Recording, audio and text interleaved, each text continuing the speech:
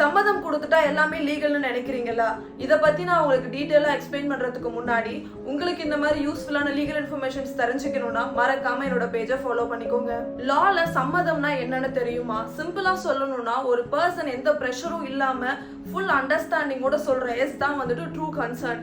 ஆனா புது லா படி அங்க ஒரு பெரிய ட்விஸ்ட் இருக்கு. அது என்னன்னு நான் டீடைலா சொல்றேன். ஃபர்ஸ்ட் பாத்தீங்கன்னா ஃபோர்ஸ் பண்ணி வாங்குற சம்மதம் இன்வாலிட்.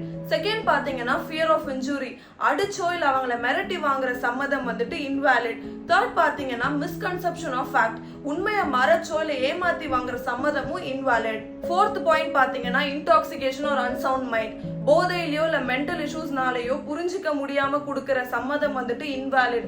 லாஸ்ட் பாயிண்ட் பாத்தீங்கன்னா மைனர், 12 வயசுக்குள்ள கொடுக்கிற சம்மதம் வந்துட்டு டோட்டலி இன்வாலிட். இதுல BNS செக்ஷன் 28ல ஒரு விஷயம் கிளியரா சொல்றாங்க. பயம்னாலயோ இல்ல தப்பா புரிஞ்சுக்கிட்டு கொடுக்கிற சம்மதம் வந்துட்டு லா படி சம்மதமே கிடையாது. தேங்க்யூ.